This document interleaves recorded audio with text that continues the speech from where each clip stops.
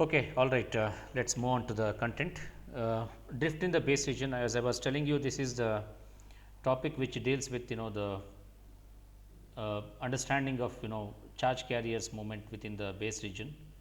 Either P plus NP or N plus P and transistor you consider, the charge transport in the base region is most important, because right now what we have seen is there is a concentration gradient between P plus region and which is acting like an emitter, and another P which is acting like a collector. Between these two regions, emitter and collector, there is a concentration gradient, and that is responsible for the movement of charge carriers, diffusion of charge carriers from emitter to the collector. Okay, so now we will see that another force which is acting, this is a drift force basically. Drift is because an electric field is existing between the within the base region, that is responsible for the charge transport within the base region. So let us see that the mathematical expression for the uh, electric force which is acting on the base region. Okay. Uh, so let me straight away take into the content. This is the current expression for the within the base region. So electron current is given by, as a function of distance, is given by q times A mobility n of x n. N of is nothing but n is nothing but which is the doping concentration as a function of distance, and a field here. I have segregated this into two terms. The first term would be the current flowing due to the drift process. Okay, let me write it right here. This is due to the current flow due to the drift, and second term here which I have shown with flower bracket, this term indicates current flow due to the diffusion process. Okay, so total current, electron current here we are interested in, since base is of the n type here. The type of transistor which we are considering is P plus NP transistor. So the base is made up of the n type semiconductor. So therefore the electron current within this base region is given by this mathematical expression here. So which includes both drift current and as well as diffusion current here. From this we can calculate built-in electric field which is given as E of x, and this can extract out, and we can write a new equation for the E of x n. So E of x n is nothing but which is the built-in electric field as a function of distance. This expression we have seen in module 2 while discussing p-n junction. Same equation I am rewriting here. So this is minus because field exists from n to p. Okay, in case of the p-n junction, but in our case it is from collector to the emitter, the field exists. Due to that there is a negative sign here, and that is multiplied with there is a various constants associated here, dn by mu n. Dn is diffusion constant for electron, mu n is mobility of electron, divided by 1 by n of x n. What is this n of x n? Anybody can remember this? What is this n of x n? We have discussed in the last class. N of x n. We have shown doping profile in the base region, right, last class. Just have a look of this. This is the net donor concentration n of x, okay, within the base region. So this is given as n of x n here. Since we are bases of n type, we indicate this as n of x n. So this is the doping profile within the base region. It decreases, the this wave way, it resembles Gaussian function.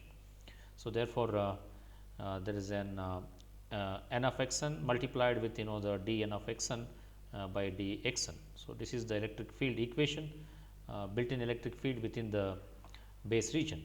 Okay. So now we can substitute here Einstein relation, which is given by dn by mu n, which you can write it as kt by q. So in place of this is a change which is going to happen. Okay, so this is a change, kt by q, minus sign is retained as it is, kt by q into 1 by n of x n. So this is the net donor doping concentration within the base region, that is multiplied with rate of doping concentration as a function of distance here. This let us call current equation as 1, this electric field equation as 2 here, and now we can do the derivation for the this A of xn alternative equation, we can write it here. So, let us see that so this is the doping concentration equation as a function of distance, which is given by n of xn is equal to n of 0 times n of 0 is nothing but doping at the emitter base junction. Okay. So, just have a look at this once again.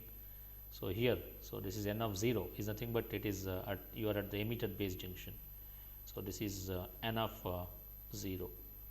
If you are here, it is n of W b. Okay, that is a change. Okay.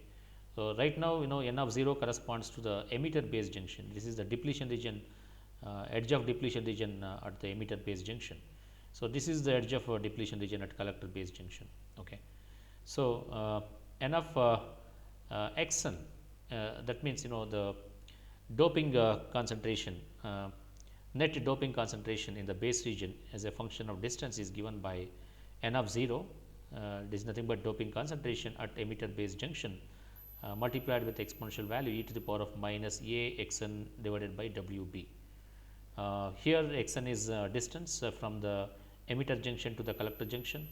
At emitter junction xn is 0, and as we move to the collector junction xn becomes W b. So, this is a function of distance, and W b is nothing but its base width. A is a constant which is given by this mathematical equation, natural log of n of 0 by n of W b. This is the doping concentration at emitter junction, doping concentration at collector junction here. Okay, A is basically a constant here, it is some number. Okay. So, this expression, there is no proof for this. For most of the equations that I discuss in this class, there is no proof for that. It is just a qualitative discussion.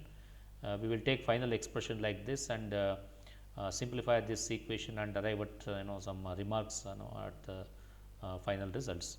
So, this equation which you need to remember. So, all of a sudden we have started with this equation and also this electric field equation and current equation within the base region.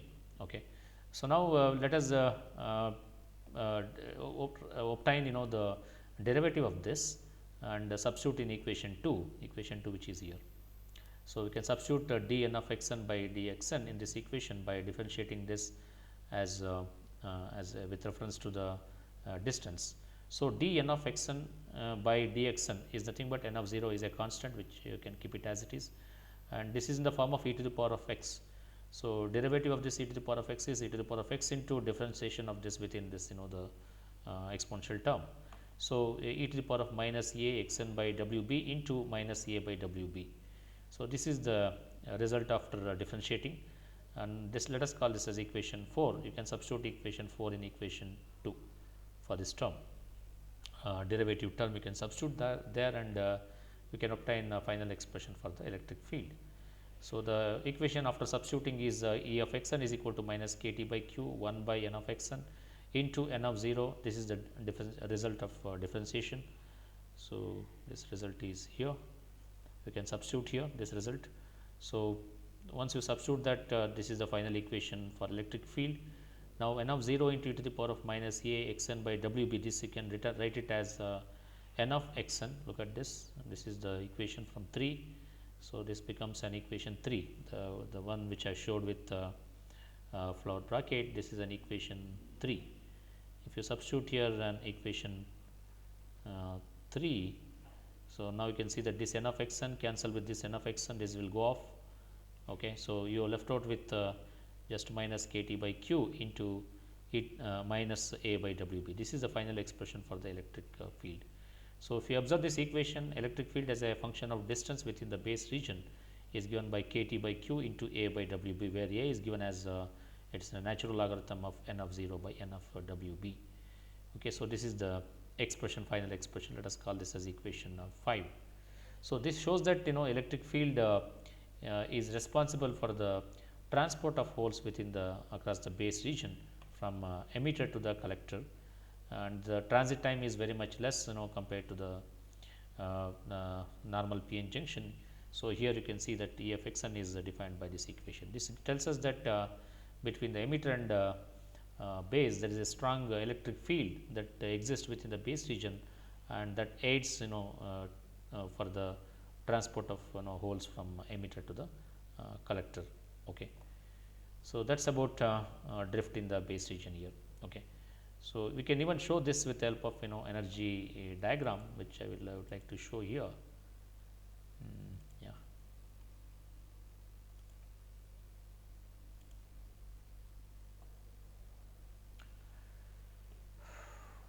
Okay, so this you can this slides presentation I will just show you the uh,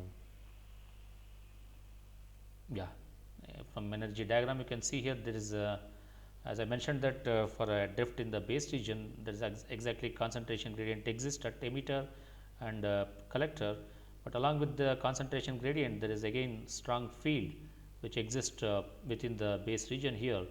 The field which is acting here is given by this equation, and this kicks this all these holes from emitter side to the collector side here. So, emitter you can see that the holes which are at lower energy level, when they move from lower energy to, when holes are moving here, when holes are present here, they uh, give up energy to the adjacent the electrons, and so this is what energy dissipation will happen within the collector base junction here. Okay. But here within the base region, the electric field which is responsible for the drift of charge carriers is given by this expression here. Okay. So, that is about drift in the base region. So, this field is responsible for the moment of charge carriers within the base region here. Okay. So, with that let us move to the next topic of interest is base narrowing. Okay. So, what do we mean by base narrowing? We will see that here. Okay. Any questions about drift in the base region? And okay. This material has been uploaded already in the Google Classroom, so students can find this notes from the Google Classroom, and you can if you have any doubts you can post it. Okay. Yeah. Any questions are there? Otherwise, we will move to the base narrowing. The word itself tells you that we are trying to narrow the base region here, and the implications of that we will see in this topic here. By narrowing this base region of bipolar junction transistor, what are the implications of that we are going to study in this section here. Okay. So, the topic of today's class is base narrowing. So, now let us discuss the effects of base narrowing. Okay, what are the problems or challenges that we encounter by narrowing the base region? We will see that. So far we have an assumption that, what is that assumption? Let us explain that the assumption what we have so far. So, width of the base region, this is WB is nothing but base width. Okay. So, suppose if you have a BJT here with reference to this BJT. Okay. So, let us say there is a depletion region here and there is a depletion region here. Okay. So, this is P, this is P plus N P, and this distance is WB. Okay. So, this is the base width here. Okay. So, the assumption so far what we have done here is the base width is independent of collector emitter voltage. So, here we have a collector emitter terminal here, we have a collector, and here we have a base. Okay. So, the assumption is this width here WB is independent of this voltage applied between the collector and emitter. That was the assumption so far we have it. Okay. So, that means the base width is not dependent on the collector emitter voltage, it is not a function of collector emitter voltage. But this assumption is does not hold good for other types of BJT, but let us see that for what type of device it holds good and for which device it does not holds good. So, this assumption is valid only for this type of transistor P plus NP or symmetrical BJTs, but for device like P plus NP plus, there can be even device for different application scenarios. There can be device like P plus NP plus. That means emitter, collector are heavily doped, but base is lightly doped. Okay. So, this is lightly doped. For this type of transistor, this assumption becomes invalid, because now base width here is it is no more the independent of collector emitter voltage, it is now dependent on the collector emitter voltage. Okay. So, only for this type of transistor here. Okay. Now, let us consider this P plus NP plus transistor, where emitter and collector they are heavily doped, but the base is lightly doped. For this type of BJT, let us discuss the base narrowing and its base width, whether it is how it is dependent on collector emitter voltage, that we will discuss here. Okay. Now, in the normal mode, okay, when do we call BJT is operated in normal mode? So, there are different modes of operation. We will come back to these different modes of operation in the later class. So, normal mode, okay, is nothing but we maintain a emitter base junction in forward bias, collector base junction we usually reverse bias. This mode is called as a normal mode, normal active mode. Sometimes we call this as normal active mode. So, normal active mode means this is the type of biasing we are maintaining within the BJT. Okay. So, now in this normal active mode, you can observe here the collector junction is reverse biased, JC or JCB, which is reverse biased. Okay. So, normally when it is reverse biased, we have studied in PN junction theory, the depletion region would extend towards lightly doped region. Okay, that is what we are trying to say here. When reverse there is a reverse voltage that exists between the collector and the base. This reverse voltage, we know that as reverse voltage keeps increasing, the depletion region also keeps increasing, it will become widened. So, depletion region. Now, question rises here whether depletion region gets widened towards collector or base. Generally, the depletion region will widen towards the base, because which is lightly doped in this case. So, this arrow mark shows that depletion region is growing towards base. That means, the actual base area is reducing, depletion region is extending towards base here. You may arrive at situation, the complete base region get eliminate and gets filled out with this depletion region. That kind of situation we may reach it. If that situation is reached, the complete base region, now it will become like a depletion region. Okay, there is no existence of base. Now, the transistor operation ceases to exist. Okay. So, I hope you understood this. For large reverse voltage, this is going to happen. This is called base narrowing. That means, as you keep increasing this reverse voltage, the base becomes narrow, narrow, narrow, and it becomes very much narrow. And because of that, you may enter in a situation wherein which the base region may not exist. Okay. So, completely the holes injected from the emitter, straight away they reach the collector without influence of the base here. Okay. So, that mode is very important here. In that condition, the transistor ceases to do its control operation. Directly the charge carriers are injected from emitter and it reaches the collector here. So, the BJT is not doing its operation in that kind of scenario here. Okay. Now, let us jump into a little bit of details with reference to distances here. Now, let us assume that this is our depletion region. Okay. So, this is our depletion region and this is the base region, of course, active base, and this L, small l, indicates it is the length of the depletion region, and B is nothing but distance between the edge of the depletion regions, that is WB, and LB is nothing but it is total base length. Okay, from here from emitter side to the collector side, this distance is LB here. Okay. So, we have here totally 3 terms here, small l, and we have a WB, and the third term is going to be the LB. Small l is depletion, this is depletion length of depletion region,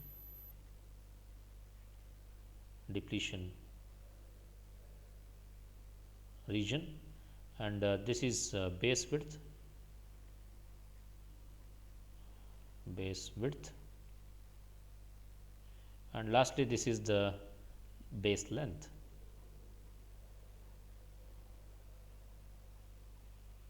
Okay. So, totally there are 3 parameters here. So, we can arrive at this expression here. So, by observing this diagram, we can write base width WB equals LB base length minus the depletion length. Okay. So, this we can write as LB equals or WB, which is equal to LB minus the small l. Okay. So, this is the equation which you have arrived at by observing this diagram. Now, as collector base voltage increases, that means reverse voltage is increasing. When reverse voltage increases, this L will expand. So, L keep moving. So, L increases when the reverse voltage keeps increase, L increases, and this LB is constant. This is the length of base region. This is going to be a constant or fixed. So, any quantity with increasing with the fixed, other quantity is fixed, then the total width the WB keeps decreasing. So, when the WB keeps decreasing, okay, so this is called the base narrowing effect. Okay, the width of the base is decreasing, and this effect is called as base narrowing or base width modulation, or this can be called as early effect, because the person named after James Early, who first interpreted this theory about early effect. That's why this effect is called as early effect. Okay, so the other names for this early effect is base width modulation and base or base narrowing. Okay, so this phenomena or effect of decreasing the base width due to the increase in reverse bias, depletion region expands, and it expands towards lightly doped region, which is base in this case, and this base becomes very much narrow. The effect of this is called base narrowing here. Base narrowing, there are the other the things which are going to get affected by the base narrowing. Let us see that what are the things which is going to affected, which are going to affect here. And base narrowing you can easily see with by observing the collector emitter characteristics, output characteristics of a BJT. Even if you observe that, you can also see this base narrowing. And from the base narrowing, we came to know that WB keeps decreasing, okay, because of increase in reverse voltage. The width of the base becomes very small, and this amplification factor beta is nothing but which is IC by IB. So, this is the current amplification factor. So, IB decreases and IC keeps increasing. So, beta keeps increasing. So, beta increases, beta is called as a current amplification factor. So, beta keeps increasing, and IC with that, even IC also keeps increasing with increase in the reverse voltage VCE. Even though VC is applied between collector and emitter, this complete voltage appears between the collector and base. And now the slope of if you observe the output characteristics, the slope of the curves is now dependent on IC here. Okay. So, here let me arrive at the characteristics and show you that how exactly this slope is dependent on the collector current. So, if you observe this, this is what the base narrowing effect what I told you. Okay. So, this is the output characteristics of a transistor. Okay. So, so far whatever I explained here, which is you can see from this PN junction here. So, when VCB is 0 in this case, that means there is no reverse bias here, and this is these are the various the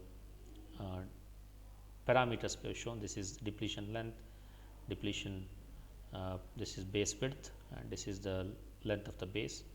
And when the reverse voltage is increased, then you can see that this depletion region has penetrated towards lightly doped base region. The base is becoming more narrow, and from that we can arrive at this equation WB is approximately equal to LB minus L. So, L increases because of the reverse voltage in this diagram, and increase in the L decreases this WB. When WB decreases, then as per this expression you can see that when the WB decreases, the beta keeps increases. So, beta is nothing but which is the current amplification factor, because IB reduces and IC keeps increases, and the beta keeps increasing. Okay. So, beta increases here. Okay. So, this beta can be written in different ways in terms of current transfer ratio, in terms of base transport factor B. So, we can write it in different ways here. Okay. So, this is what the theory, and now if you see the observe the output characteristics, let us see that collector current how it is proportional to the slope of the characteristics. These are all BJT characteristics. You can plot it with reference to VCE. This is collector emitter voltage and collector current graph. If you plot this curves, you will see this all these red color curves here. Okay, so for different values of base current here. So this is for some value of base current here, we have this curve here, and as base current keeps increasing, collector current also proportionately keeps increasing. So that's what this curves are moving upper above here. That shows that increase in the base current increases the collector current here. Okay. And now if you extrapolate all these slopes of these curves to the second quadrant here, okay, if you extend these lines by taking the slope of this each of these curve here, and all these lines meet at one particular point here, this is labeled as VA. So this is called as early voltage. Okay, so as I told you, this effect was first interpreted by J.M. Early. So therefore, this point where exactly this slope of these lines, when you extend it to the second quadrant, it intersect at one particular point in the second quadrant. The intersection point with x axis is called as the voltage VA. So VA is called as early voltage. Okay, so this is not a voltage in the BJT, but it is just a point on the graph here. If you ask me whether this voltage exists in the BJT or not, see, we can't show it, but this is just an interpretation. By extending the slopes of all these lines, these lines are going to meet at one particular point here. This point, this voltage you cannot see in the BJT, but instead this is just a point of intersection here. Now, based on this VA, we can say that whether base narrowing effect is less or base narrowing effect is less or more, that we can interpret by just observing this VA. These are all practical curves here, output characteristics, but in fact if you plot for ideal BJT, so the curves looks almost like a straight line. You don't see slopes like this. Maybe you may have slope here. If you plot as a straight line here, you may have some slope of the 5 to 10 degree, the variation for each curve here.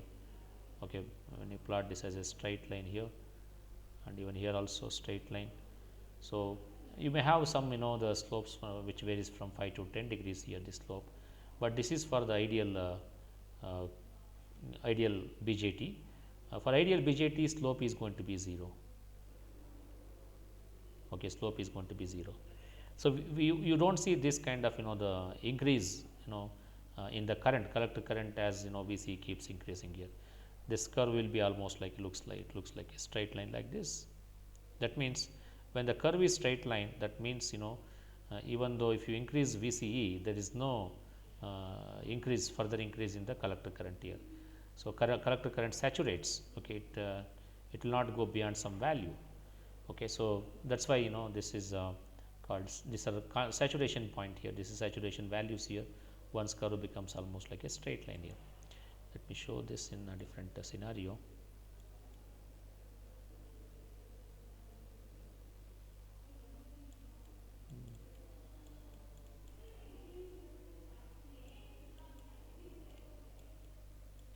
Okay, so if you just see this as a straight line here, let us fix one particular base current. As I told you, these are the curves for different base current here. Suppose if you fix one particular base current, let us say this curve here.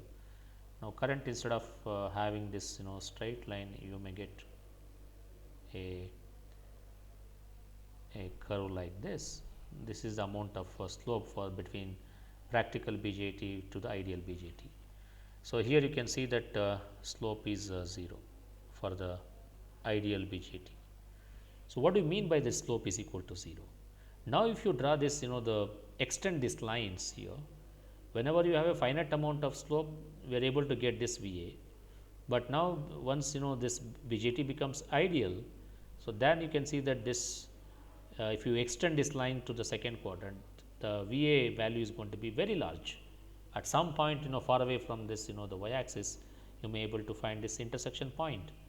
When this is perfectly straight line here, constant with reference to changes in the VCE, so this VA becomes infinity. So VA will be very large, which is far away from this y axis here. Okay, so that means larger the VA means there is a base narrowing effect is very less. That's what this point is making you clear here. So, when the VA is going to be large, okay, so that means base narrowing effect is less. Okay, so that means the current is now the VCE variation is proportional to the collector current here. Okay. So, now you can see here this as I told you, this VA depends on, depending upon VA we can interpret on the base narrowing effect, and even the VA can be, adjusted VA can be made large by just uh, choosing different type of doping within the BJT. We have already shown different doping profiles with reference to the BJT. This is called as a graded doping. Graded doping means initially we will have a background material. In this case, it is going to be a type of transistor is P plus N P transistor. So, we start with the collector as the base material. This is the collector which is acting like a base material or background material. So, in our case background material is of the P type. So, we start with the boron as the background material that forms the collector, and about this, if you diffuse with the phosphorus material, this is going to form another layer here on top of this background material. So, this is going to form the base here. Okay. So, this is the base and this is going to be the collector, and the base is formed by diffusing with the phosphorus. So, Nd means it is phosphorus, and again on top of this, if you diffuse with again with the boron with heavy doping, this forms the emitter. So, this is the doping profile of the BJT here. Okay. So, what I would like to say is this is kind of the graded kind of doping. With this type of the doping, so the early voltage is going to be have a large value here. Okay, that is what we are making here the point here. The by having to, in order to have a large early voltage, we need to have a graded doping. So, graded doping means we choose some kind of base material, background material, on top of that we diffuse with different the impurity material that forms the transistor here. Okay. So, if we are able to achieve such kind of doping, definitely the VA becomes very large value. Having VA large value means you are going to make this collector emitter voltage which is independent of the collector current here. Okay. So, now so IC is, once VA is large, IC becomes is not a function of VCE. Okay. So, initially we started with assumption, if you see our theory, we started with this kind of assumption. In order to make this kind of the base width independent of this collector emitter voltage. So, you have to, we need to have the early voltage which is of large value. So, to have this early voltage large value, if you have early voltage large value, that means the collector current is now independent of the collector emitter voltage also. Okay. Okay. So, with that I think we have covered most of the things related to the early voltage. Now, let us think of this device, alternate device now here. This is what we discussed so far. By extrapolating common emitter output characteristics, we are able to find the early voltage, and we interpreted early voltage with reference to the amplification. So, when we have I mean the collector current here. So, larger the VA, the collector current becomes independent of collector emitter voltage. Okay. So, that is what the interpretation here. So, now let us look into this with reference to a type of transistor like P plus N P plus. So, from the PN junction theory, we know that X N naught, this is nothing but edge of a depletion region. This is a depletion region length of which we, in our case, in case of BJT, let us equate this to L. L means it is this distance. Okay, this distance, or if you look at the slide here, this is the L, depletion region, length of the depletion region. So, that is L here. So, this L you can write it in terms of from the PN junction theory, we can write this as square root of 2 epsilon V naught by Q into Na divided by Nd plus Na plus Nd. So, this is the expression for the depletion length L here, and we can have two approximations here. The first one being V naught is built in potential, and VBC is the reverse voltage. When we compare this with this, reverse voltage is going to be larger than the built in potential. So, we can write substitute in this V naught as VBC. So, for simplicity we use a positive value instead of V naught as a negative value of VBC. So, let us use positive value here in this place. And also, when we have a type of transistor like a P plus N P plus transistor, in that this type of transistor, Nd is going to be very less compared to the acceptor ion concentration. That means ND becomes negligible. So, in this equation if you neglect ND, this Na cancel with this Na, and you are left out with this simplified equation for Xn naught. Therefore, Xn naught is equal to L, which is equal to square root of 2 epsilon VBC divided by Q times ND. This is the expression for the length of the depletion region. Okay. Now, you can see that L, now from this equation we can write L is now as it is proportional, directly proportional to the root of VBC. What is VBC? It is nothing but reverse voltage. So, as reverse voltage increases, L increases. As L increases, so the beta keeps, the WB, basically WB keeps decreases. As WB keeps decreases, beta amplification factor keeps increasing. Okay, because WB reduces the base current, and with the base current reduction you will have a larger amplification factor beta. So, that is what it is told here. So, as VBC increases, reverse bias increases, WB decreases, that increases the amplification factor here. So, now let us see here, I am going to introduce a new term called as a punch through condition. Punch through condition means as the width of the base becomes much more narrower. So, this is what WB becomes very much narrow. So, that means this complete depletion region is occupied, the base region is occupied by the depletion region, and that means entire base is now gets filled with depletion region. If that is the condition, then we call it as a punch through condition. So, in the punch through condition, there is no existence of the base. So, straightaway holes will be swept into the collector from the emitter here. That means transistor action is lost. So, that means having a base narrower, we are going to lose a transistor action here. Okay. So, to overcome this, we need to have sufficient, the narrow base region. We cannot completely occupy this, the base with this, depletion region. So, here we have a different breakdown mechanisms which will happen to avoid this, the punch through. The mechanism is called avalanche breakdown. When we have a two comparison here, one is avalanche breakdown and punch through condition. So, avalanche breakdown is going to happen earlier compared to the punch through here. So, therefore, this punch through can be avoided in most of the cases. So, because before this the avalanche breakdown is going to happen here.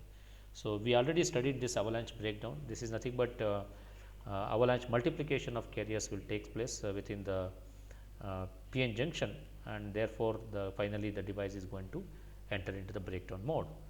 Okay. So, we compared this avalanche breakdown in PN junction with the Zener breakdown. Okay. Now, we are comparing same avalanche breakdown of PN junction. Now, we are comparing with the punch through here. Even both these mechanisms are applicable to the BJT. So, theory remains the same, whatever we applied for PN junction. So, the same thing is applicable for BJT also. So, device with graded base doping, that is base narrowing, is of less importance. I already talked about graded base doping. With that we can reduce the base narrowing phenomena. By reducing base narrowing, we are going to achieve significant amount of early voltage. So, significant amount of early voltage is nothing but it causes the narrowing effect here. Okay. So, that is about the implications of the base narrowing, and if you have any questions at this point we can take up before we proceed to the avalanche breakdown. Okay. So, do you have any questions related to avalanche this base narrowing? So, both the materials has been uploaded. You can see this, even this early effect and this equation what I showed and its consequences I have explained to you. So, probably in tomorrow's class we will look into the avalanche breakdown, the mathematical expression for the avalanche breakdown. Especially we are going to discuss avalanche breakdown with common base and common emitter configurations. Okay. So, with this I would like to end up today's class. Next